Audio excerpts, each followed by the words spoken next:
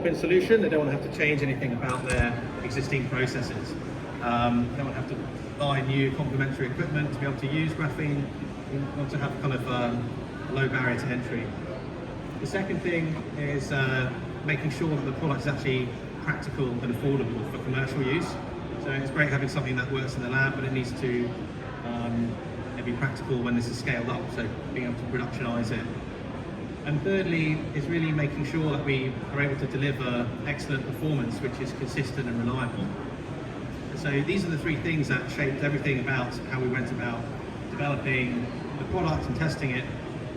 And I'm going to walk you through how we've addressed each one of these with this new product, the fractal graphene paste. So firstly, in terms of ease of use, so this is fundamentally the main reason why we went about developing a dispersion in the first place. The graphene dispersions, it's not really a new concept. They've been around for a while and they exist for good reason. So some of the benefits of having graphene supplied in a dispersion as opposed to a powder is essentially you provide the material in a format that's ready to use. You avoid the kind of challenges with mixing graphene essentially. Graphene, like other kind of nanomaterials, is quite challenging to be able to mix into other materials. So one of the amazing things about nanoparticles is they have really high surface area to volume ratio. But if you've got all of that material agglomerated together, you've not really got that surface area accessible, and so you won't get the benefits and properties out of the material. So dispersion is really, really critical. It's one of the most important parts about actually applying nanomaterials like graphene. And so by providing the graphene in a format that's basically ready to go, you completely eliminate that at the customer side. You also, with powders, you've got quite a low bulk density material and it can be difficult to dose it. So with a liquid dispersion, dosing can become more precise, and that means that you've got a much greater confidence on the exact proportions of graphene in your formulation.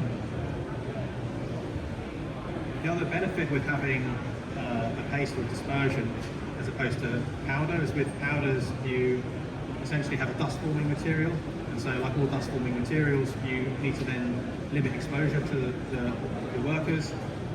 Typically you do that with engineering controls, so making sure you've got relevant air extraction and ventilation, and also personal protective equipment. And that's completely eliminated with using a graphene in the form of a pre-dispersion. And then, as I say, a lot of the graphene materials are quite low bulk density, so if you're storing and shipping these, you're essentially shipping around lots of air. And so it's more efficient if you've got this in a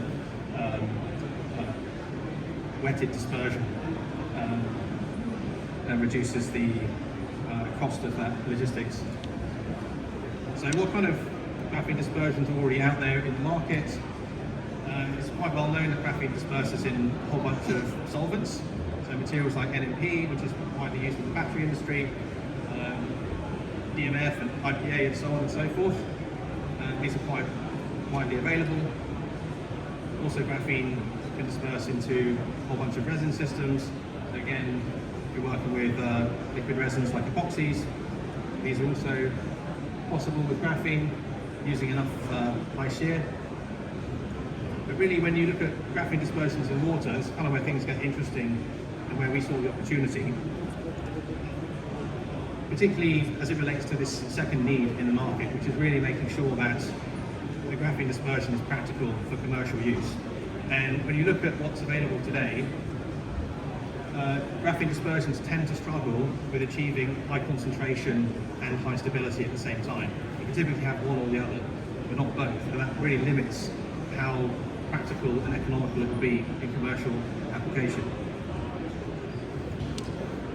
So there's a whole bunch of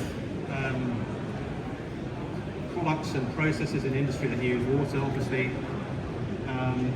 Applying graphene into water is really quite difficult. And it's mainly because graphene, pristine graphene especially, is hydrophobic. So fundamentally, it's incompatible with water, it doesn't want to be in water. So mixing it is tricky, the graphene will want to do is re-agglomerate, and then it will settle out. And so trying to incorporate this in a way where you've got a good concentration, good stability is nigh on impossible unless you do something to modify the dispersion. And so a couple of workarounds that are typically used is, one option is to use stabilizers. So you've got surfactants and polymer stabilizers.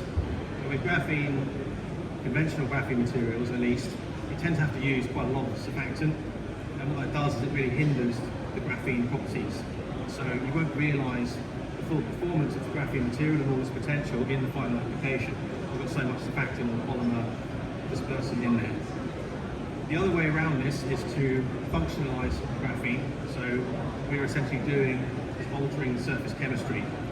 And by doing this, you can improve the affinity of graphene with water.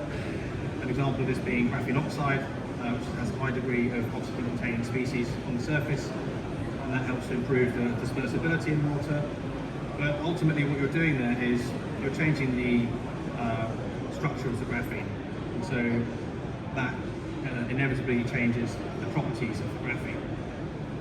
So these are kind of a bit of a trade-off really that exists in the market, where you can get a stable dispersion, but really with not great concentration, or you can get a big concentration, but it won't be very stable for very long. And that really limits its use for practical commercial application. So if you don't really have those attributes, it makes it not feasible. So this is exactly the challenge that we set out to try to solve. And then the final consideration, really in terms of what the market need and what customers are telling us they want, is great performance but delivered consistently and reliably. And for this requirement, it's incredibly important to look at the actual graphene that's being used in the dispersion. And I'll explain in this slide how we've gone about addressing that as well. So yeah, the quality of the graphene really matters. In general, in the graphene market, there's a well-known kind of challenge, you could say, or issues with graphene quality, and it has been for the last several years. So graphene, as it's like defined in the ISO definitions, you can have a single atom-thick layer of carbon, which is single-layer graphene. You can have a few layer graphene up to 10 layers. Anything beyond that is essentially graphite. You've got to find graphite when you're working with. Because the properties become much more similar to graphite at that kind of regime. So really, for a two-dimensional material, as graphene is known, you need something that's 10 layers or less.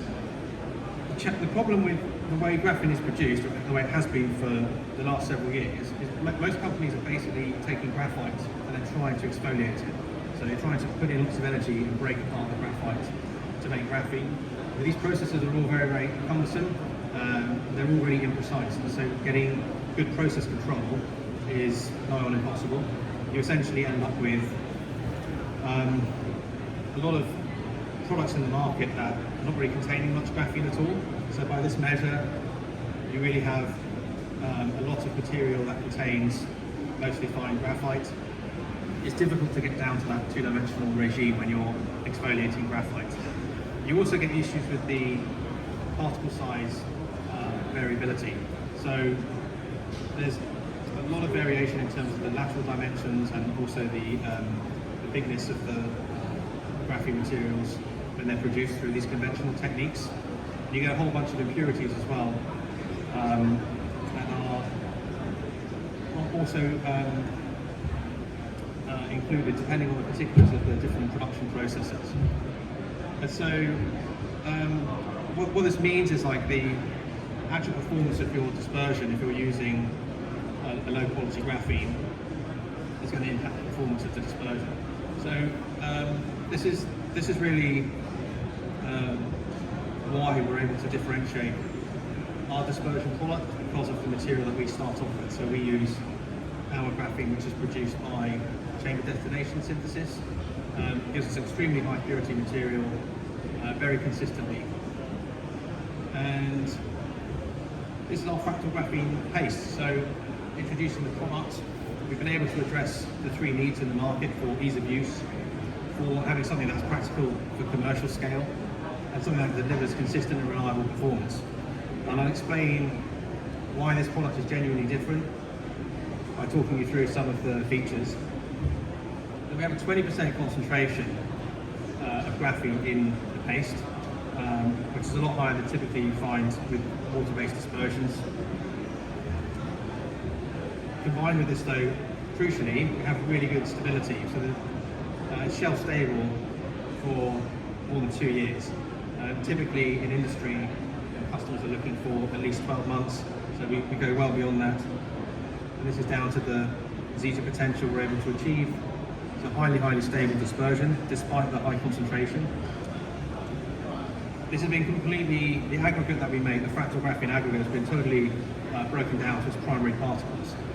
And we have a very small particle size with our graphene, it's 20 to 50 nanometers. And in the paste, in our dispersion, we have a median particle size of 35 nanometers. So it's a really ultra fine material.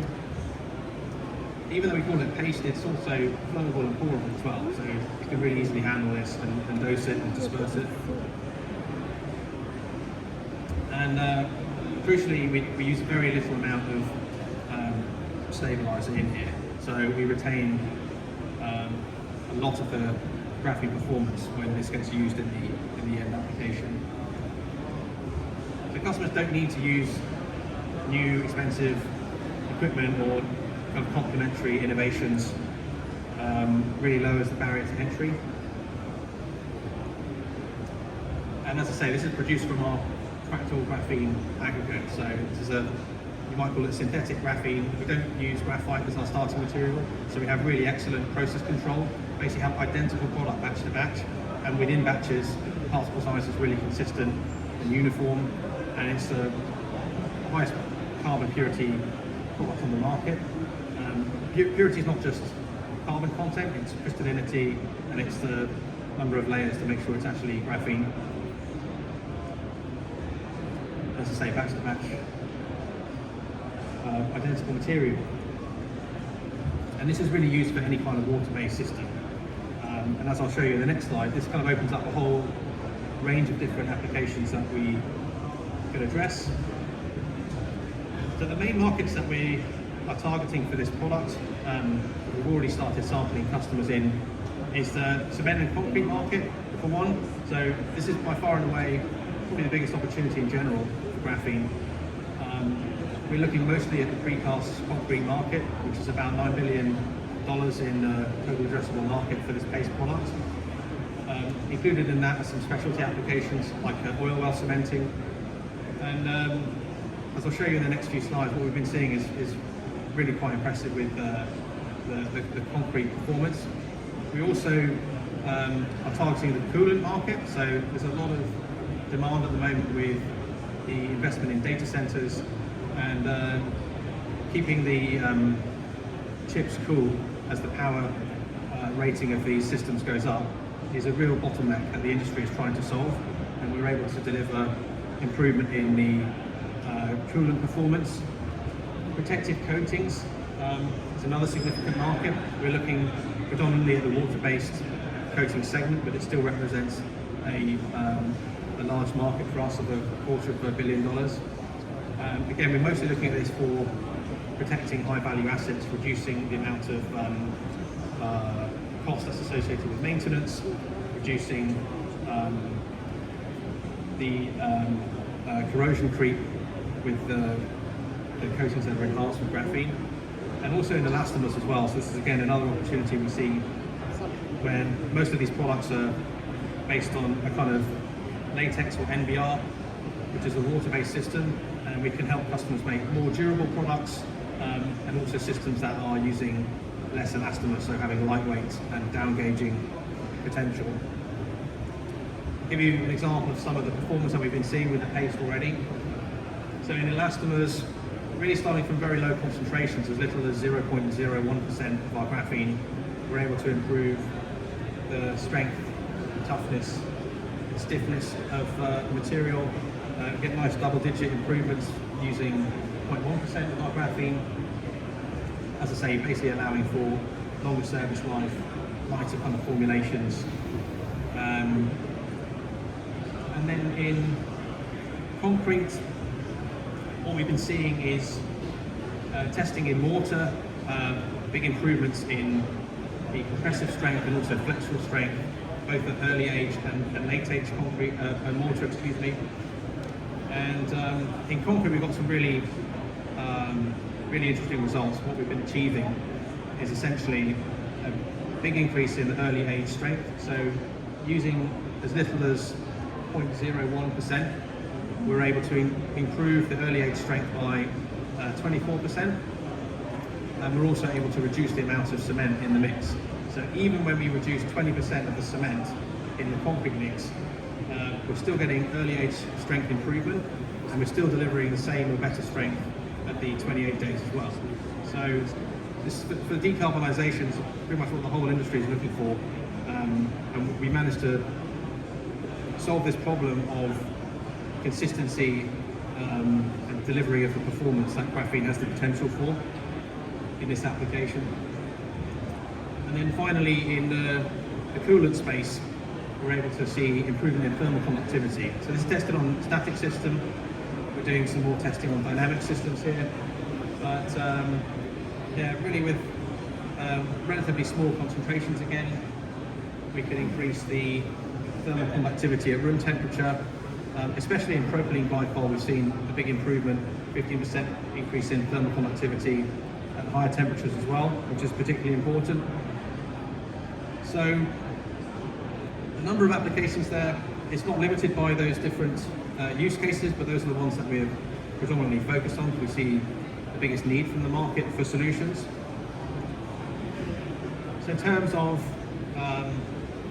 what we can really suggest next, if this is of interest for you, if you're working on anything that sounds like this could be relevant, then yeah, do come and see us. So we've got a booth over that way in booth 342. And yeah, we're sampling the material now, so this is available for customers to test, and I'd love to hear from you if you've got an application. Thank you very much. Thank you, Tom. Just a personal note, Tom and I have known each other since we started as the Graphene Council way back in 2013, so this man knows exactly the trajectory of this. Hydrograph is a fantastic company. They're one of the verified graphene producers, and actually have gone through the verification process twice, so the second cycle.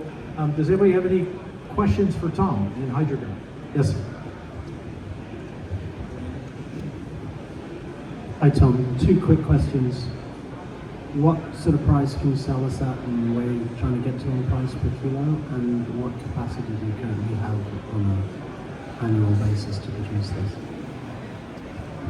Yeah, we haven't publicly released the pricing for the paste, but if you've got a particular application and there's a price ceiling that you want to hit, then we can have a discussion and figure out what makes sense for that application. That was a pretty direct question. Yeah, very direct. That's awesome. Just for people to think about with pricing for graphene materials, because this does come up quite a bit, and there's not a lot of transparency on pricing, just because it's a new industry. It's not a lot of publicly priced, but it depends a lot on the load factor. And different graphene materials will be used at different load factors, so you can get a lot of variability in price, but they'll be at different load factors. So what matters is the end price, yeah, I mean, the application. We tend to talk more about the cost in use, because that's really the factor that matters most to the end customers.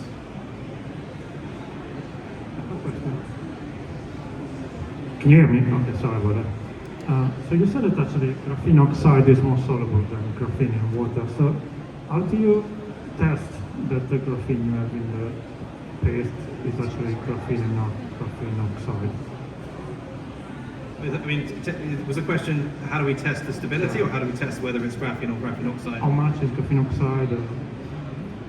Yes, well, on determining what the product is, there's a bunch of different characterization techniques. So usually when you're characterizing graphene, you're not relying on one particular measurement. So we'll do a bunch of different things. There'll be XRD, XPS, Raman, these kind of techniques to tell us what the composition of the product is. We do have our pristine graphene, the FGA1, but we also provide a reactive graphene, we call it, which is a functionalized version. So we can tell very clearly like what the difference is between them in terms of like the oxygen content. So that the reactive graphene has a carboxylic acid functional groups, but yeah, we characterize all that, but it's all in our data sheets as well. Thank you.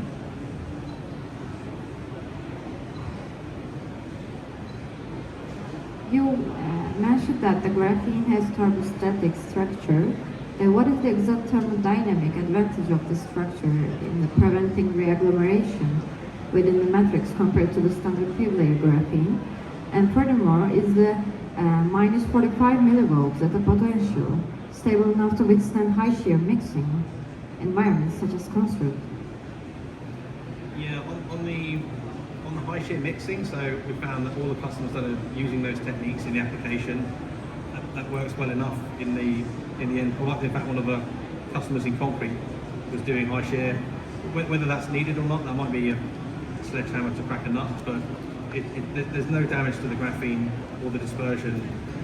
When we dilute it down, typically what happens is, because it's a concentrate, we'll dilute it down into like the mixed water, and then it gets added into the concrete mix, but we don't see any degradation at all. The stability is the same when we dilute it, whether it's 20% or 1%.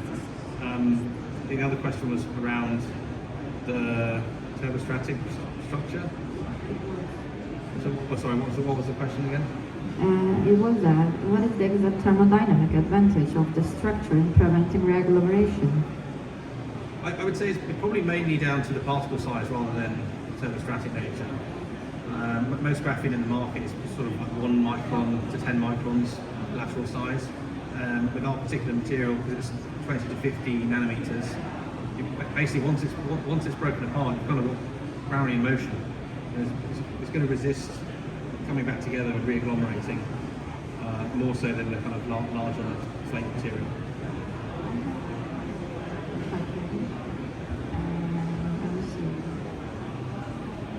In the elastomer slides, you show impressive mechanical increases, such as 17.2% and 24%. What exactly do you do the control or zero loading samples represent in the slides? We can send that to you, yeah, if you need to see the control material. Yeah. We can get the raw data and share that, there's no problem. Yes, I'm waiting for it, yes. Thank you. Anybody else have a question for Tom? Yes.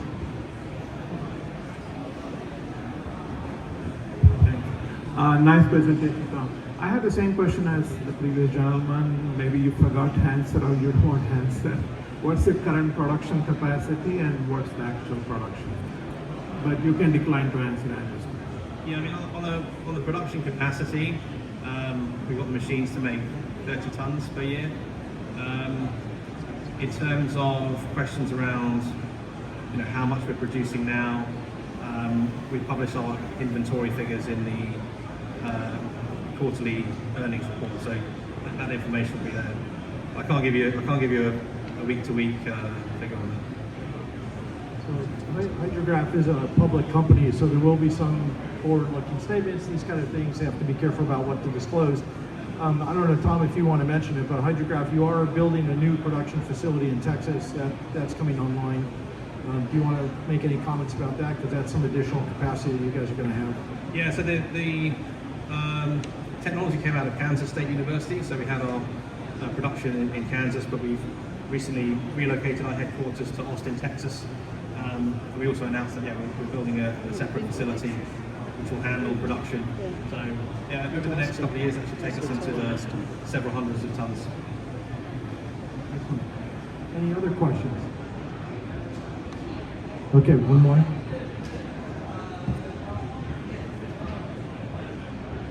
Hi, thanks very much. You mentioned that you have certified graphene in your place, right? So I was wondering, what's the flake, the number of layers in your place? Yeah, we have a few layer graphene, so there's 3 to 9 layers, the average of 6 layers. Thank you. Any last takers for a question for Tom or Hydrograph? Yes. So did you try a conductive ink type application with the paste? Is that electrical conductivity? Yeah.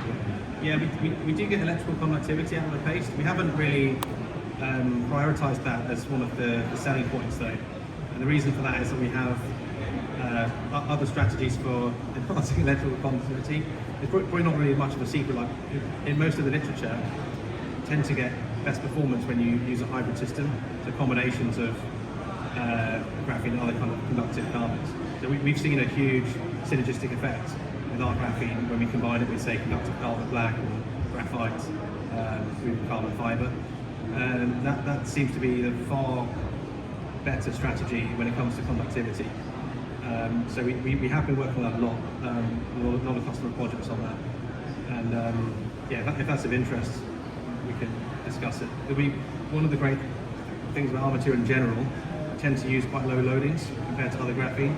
And we wanted to get that same benefit in all applications. So for conductivity, we found when we use a very, very small amount, we can get this big boost in conductivity and lower the overall carbon content, even lower cost. So that's definitely the way to go for conductive applications. Of course.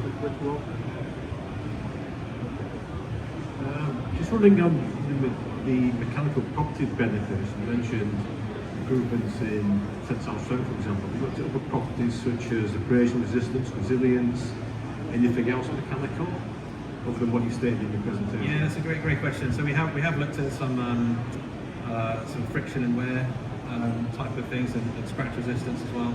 So abrasion, we worked on this across some coating and plastics applications, and we do see a big improvement in wear. We also see an improvement in friction as well. At different loading levels, you get different benefits though, so it's a bit of a balancing act. But yeah, definitely there's a. Thank you. Okay. Anybody else? Well, from the Advanced Carbon Council, I want to thank you. Hydrograph is a verified company. They've also got